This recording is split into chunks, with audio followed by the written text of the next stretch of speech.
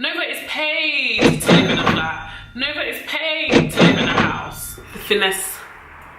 Your girl is in London, living in a whole house for free.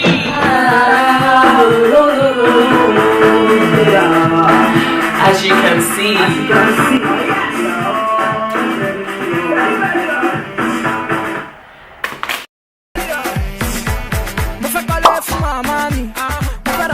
Hello everyone, welcome back to my channel. It's your girl Nova.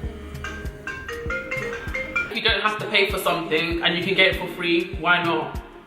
But I mean that in the most legitimate way. The finesse.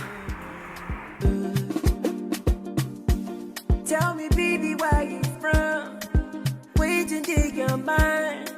If you've been watching, you'll know that my last few videos have been mainly about how to secure free rent whilst you're studying at university. Go check out my video about how I got free rent whilst I studied at university. Today's video is still on the topic of free rent, still on the topic of finessing. I'm going to be talking about how you can get free rent without being affiliated to a university. So I'm just going to put a disclaimer out there. I'm not an expert. This free rent situation is everything that I've gone through myself. So if you have any questions about what I'm talking about today or what I talked about in my last free rent video, please comment down below. I'll be happy to answer anyone's question. Please keep watching.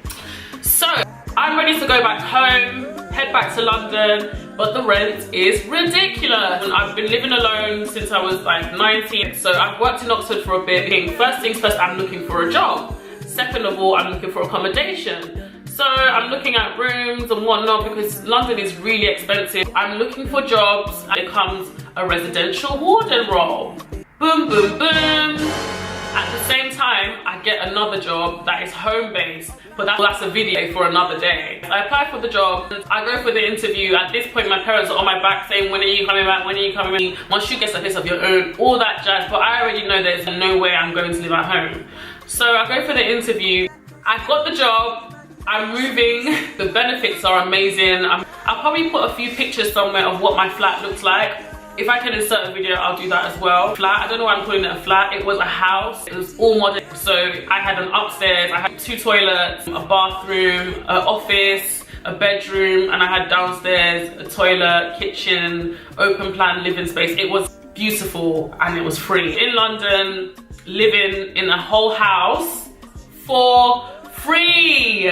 I'm getting paid to live there. I realized that the job was less responsibility than the last job that I had. This time there's like a total of 60 students. They're all over 18. So you're probably wondering, where did I find this job? How am I always finding jobs that have free rent, free accommodation? I literally found this job on Indeed. It's literally just what I put in. I was looking for a job that maybe included accommodation. So guys, I'm going to give you a few tips on how to spot jobs that come with free rent. Wherever you're looking for a job, you have to type in a keyword in the search. If you're looking for a job that includes free rent or you're paid to live there, I would type in live in.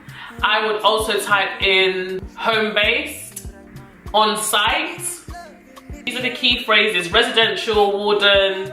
These are the key phrases. I would say be wary that you're not applying for an accommodation job during the day as well. So those are things. So if it's a day job 9 to 5, then that's not the job.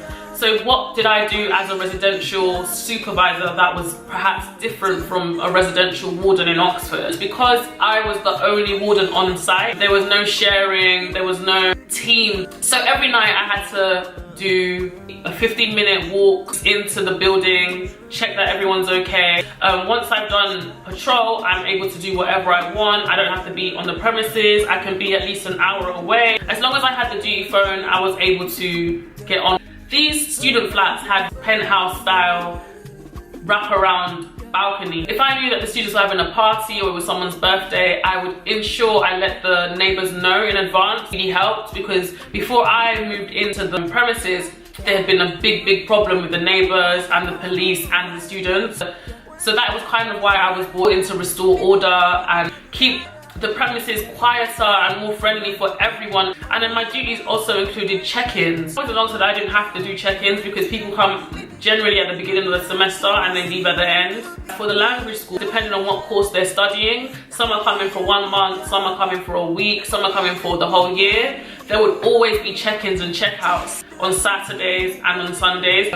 I didn't really have to do much else. It was literally to induct, ensure that I did my patrols, and ensure that my notes had everything that I did.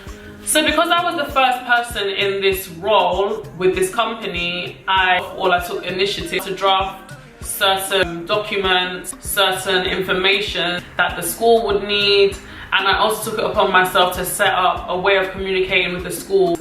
Yeah, so I will say, I came back to London, I got a flat for free. I keep saying a flat, but it was actually a house. I got a house for free. I was actually being paid to live there, and I had my days to myself. I only had to be back on the premises for patrol, and patrol was at 10 p.m. I didn't have to be in my house until 10 p.m. at night every day, Monday to Friday. On Saturday and Sunday, I would know ahead of time if I had check-ins. I would get an itinerary. I would know when people's flights were flying. I would be in constant communication with the people coming, the cab office, or with the chauffeur. I would literally know everything. So it was the most flexible job ever. It was 1 month where I did no check-ins, but it did not affect my pay. Salary was set annually. So whether I did check-ins or I didn't do check-ins for the month, I was always paid the same amount, which was fantastic.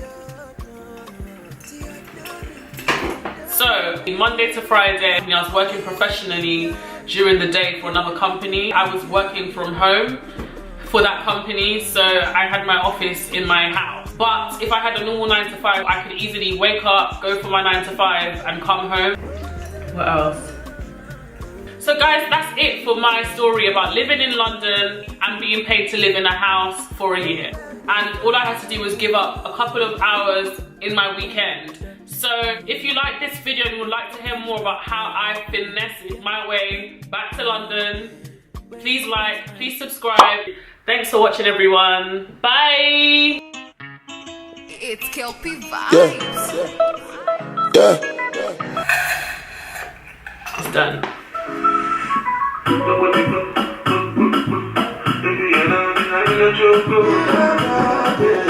For risky dance. The color of the liver, I'm gonna fall in your hands never. So let me go forever. I'm a cocky no feeble letter. I'm a Angelina.